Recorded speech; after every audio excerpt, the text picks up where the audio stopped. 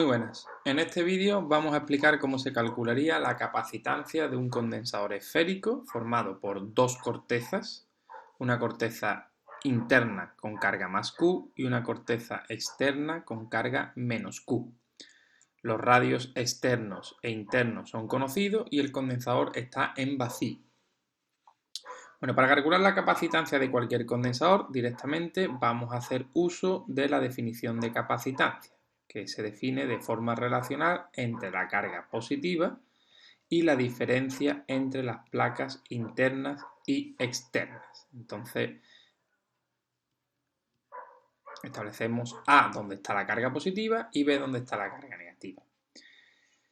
Para calcular esa diferencia de potencial, como siempre que tenemos condensadores, tendremos que integrar el campo eléctrico a lo largo de un camino que una, en este caso, la carga positiva con la carga negativa. Para poder hacer esa integración necesitamos, por tanto, calcular el campo eléctrico. Este se convierte en nuestro primer problema. Una vez tengamos el campo eléctrico, desharemos el camino. Escogeremos un camino para poder realizar esta integración, resolveremos la integral y después sustituiremos aquí para calcular la capacitancia. Bueno, pasamos entonces como primer subproblema al cálculo del campo eléctrico. En general, tendríamos, en particular en este problema solo necesitamos calcular el campo eléctrico que hay en la zona entre A y B. No necesitamos el campo ni dentro de A ni por fuera de las dos esferas. Por tanto, primera cosa que nos damos cuenta es que solo necesitamos el campo entre las cortezas.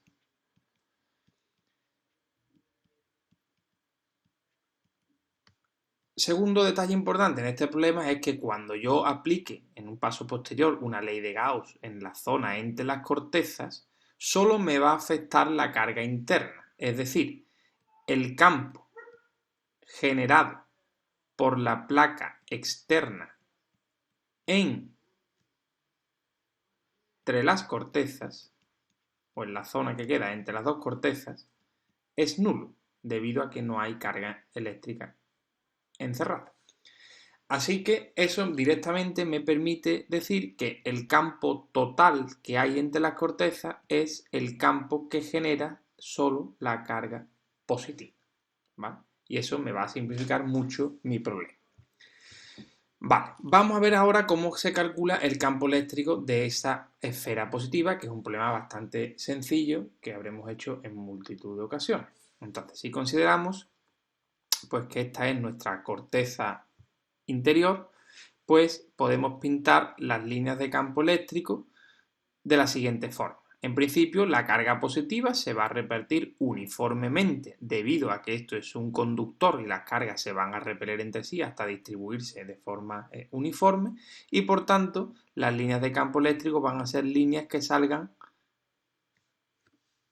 radiales desde el centro de la esfera hacia el exterior.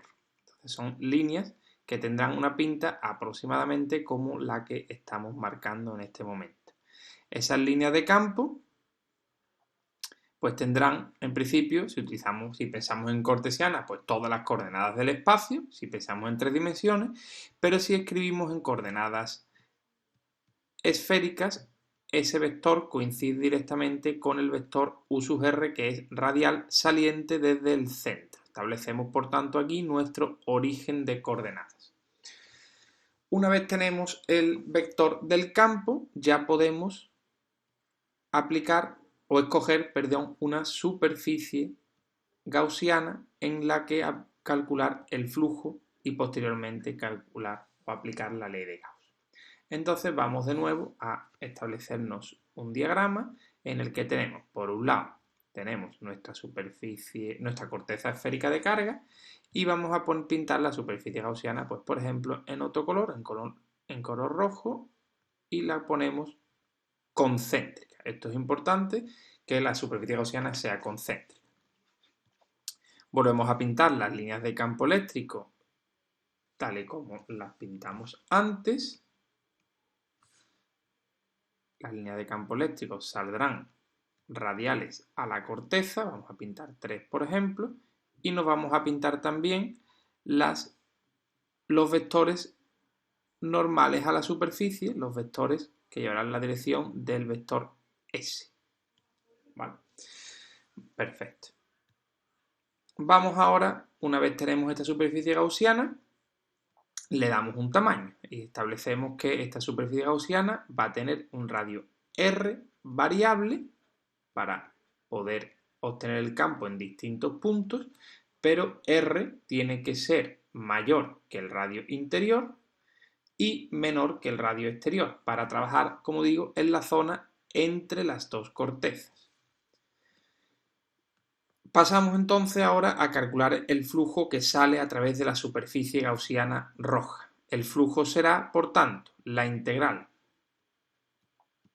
del campo eléctrico multiplicado escalarmente por el vector de superficie. De este dibujo tenemos que el vector de superficie es este que está aquí, el vector de campo es este otro que está aquí y se ven claramente que estos vectores son paralelos.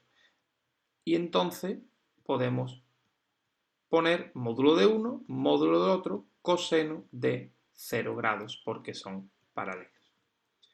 El coseno directamente se me convierte en 1 y lo puedo eliminar de esta expresión. El campo eléctrico, observamos que su módulo, no su dirección, pero sí su módulo, va a ser el mismo en todos los puntos de la corteza. ¿Por qué? Por varias razones. Primero, porque la corteza es concéntrica con respecto a eso, al centro de la carga que está en la superficie negra y además porque la carga se distribuye uniformemente y eso significa que cualquier punto de aquí es completamente simétrico con respecto a la corteza y entonces, por lógica, por simetría, el módulo es constante sobre la gaussiana, que es donde estamos resolviendo la integral. Si un módulo es constante, lo podemos sacar de la integral y directamente resolveremos una integral de superficie. Si sumamos todos los trozos infinitesimales de la superficie, pues obtenemos 4pi r al cuadrado, que sería el flujo saliente a través de esta superficie gaussiana que hemos definido. De acuerdo. Una vez tenemos calculado el flujo, podemos pasar a un paso 2, que sería calcular la carga que encierra nuestra superficie gaussiana. ¿Cómo podemos hacer eso? Pues esto es también muy sencillo. Si esta de aquí vuelve a ser nuestra carga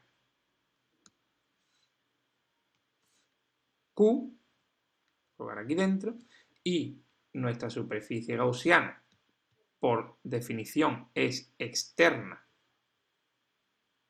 a la carga, podría ser más grande, podría ser más chica, pero siempre por fuera, pues es bastante fácil de ver que toda la carga que queda dentro de la superficie gaussiana, independientemente de que considere una superficie más grande o más pequeña, es igual siempre a la carga de la corteza encerrada, que siempre va a ser la carga interna porque el radio no puede superar a la corteza externa. Es decir, que la carga encerrada va a ser directamente Q, que es la carga de la corteza interna. Esto ha sido bastante sencillo y entonces ya vamos a poder utilizar este resultado aquí, el resultado previo, para aplicar la ley de Gauss. La ley de Gauss que nos dice que el flujo eléctrico saliente es igual a la carga que encierra la superficie gaussiana dividido entre la permitividad. El flujo eléctrico que hemos calculado antes, E 4pi r cuadrado, es igual a la carga dividido entre epsilon sub 0. Despejamos el módulo del campo y tenemos 1 partido 4pi epsilon sub 0 Q partido por R al cuadrado. Este sería el módulo. Para calcular el vector de campo eléctrico, volvemos al principio del todo y si observáis aquí, en el primer diagrama que hicimos, dijimos que el campo tiene dirección radial. Así que podemos escribir que el campo eléctrico será 1 partido 4pi epsilon sub 0 Q partido por R al cuadrado, dirección radial hacia afuera. Entonces, ya tendríamos resuelto la primera parte de nuestro problema. Una vez tenemos el campo eléctrico, nos volvemos al inicio del todo, ya podríamos trabajar sobre esta integral, ¿vale? Vamos a calcular ahora la diferencia de potencial. La diferencia de potencial, volvemos a escribir, sería la integral de ese campo eléctrico entre la carga positiva, la interna, y la carga negativa, que es la externa. Para poder resolver esta integral tenemos que definirnos un camino. Entonces, si volvemos a pintar el diagrama, pero ahora con las cortezas, ya nos olvidamos de la superficie gaussiana, que solo son útiles para calcular el campo eléctrico. Estas serían las dos cortezas, siendo, como hemos dicho siempre, la carga negativa la de fuera, a la que tiene que llegar nuestro camino, y la carga positiva la de dentro. Nuestros caminos pues, pueden seguir la dirección que nosotros queramos, sabiendo que el campo es conservativo, todos los resultados serían iguales. Es decir, este camino va a dar el mismo resultado que este otro, que va a dar el mismo resultado que este otro, y que cualquier otro que os podáis imaginar. Pero, teniendo en cuenta que tengo que resolver un producto escalar, nos conviene siempre que los vectores sean paralelos o sean perpendiculares. Así que en este caso lo ideal sería escoger una trayectoria radial hacia afuera para que estemos en el caso de vectores paralelos. Con esa decisión ya tomada, directamente esta integral se nos simplifica porque el ángulo que forman el vector de campo eléctrico y el vector de trayectoria es 0. Y entonces directamente tendríamos el módulo de uno, el módulo del otro, por el coseno de 0 grados. El módulo lo calculamos antes y era igual a Q partido 4pi epsilon sub 0 por 1 partido r cuadrado. El módulo del vector diferencial de L, recordad que estamos dividiendo este camino en trocitos infinitesimales, pero todos estos vectores llevan la misma dirección que la coordenada r. Recordad que r se definió en su momento como el radio de la superficie gaussiana, es decir, r era esta distancia que hay aquí. Esto de aquí es r. Y entonces r, que la voy a volver a pintar aquí, r, y el diferencial, que sería esta longitud, llevan la misma dirección, en coordenadas esféricas, por supuesto. Y entonces podemos, si queremos, por facilidad de integrar, poner la misma letra. Ahora continuamos sacando los términos que sean constantes de la integral.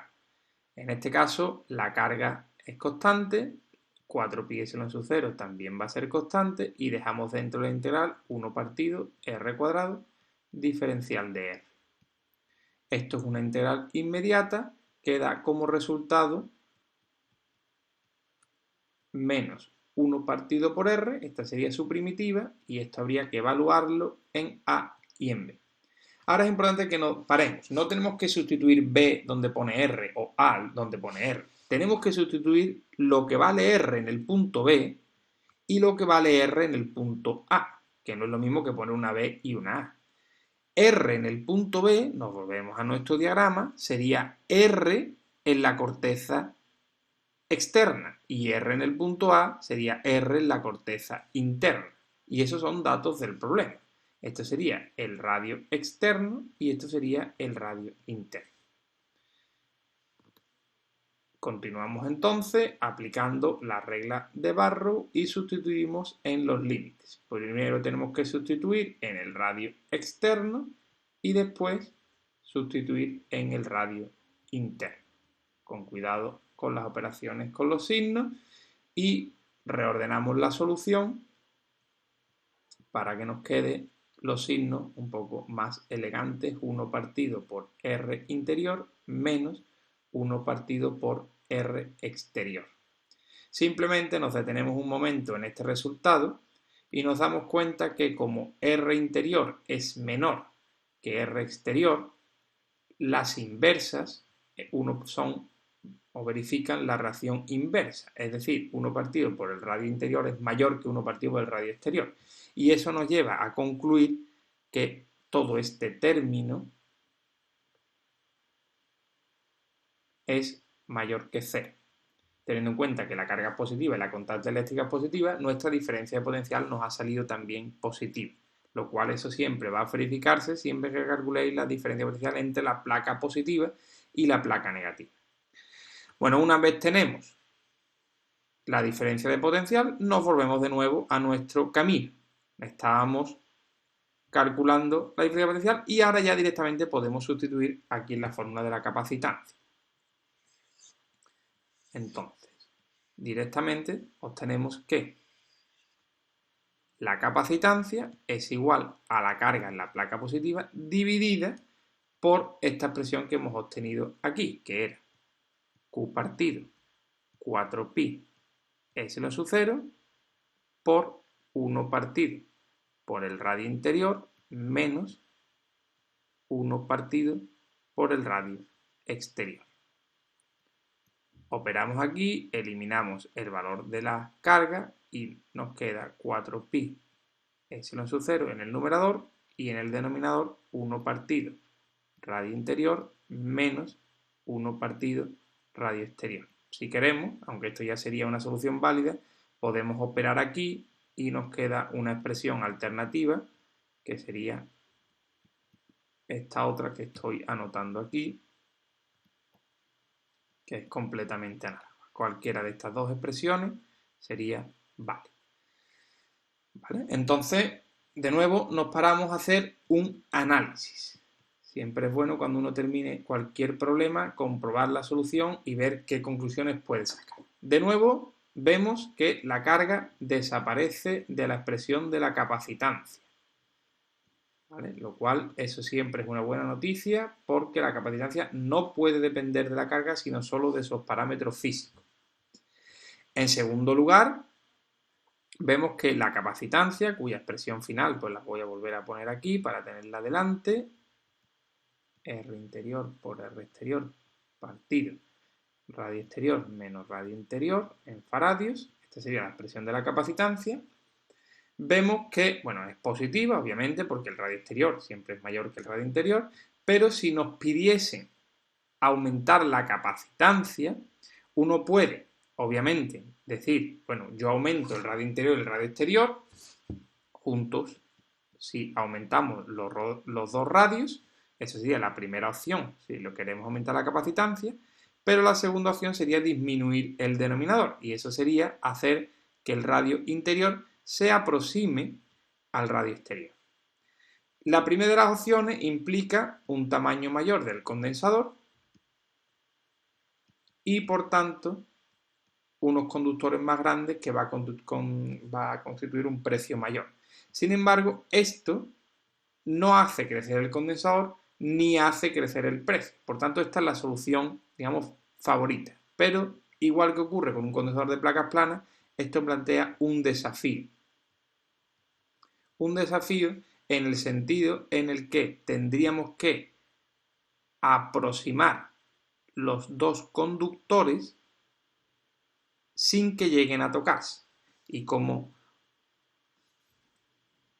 uno espera, la solución pasa por introducir aquí un material aislante que nos permita hacer ese acercamiento.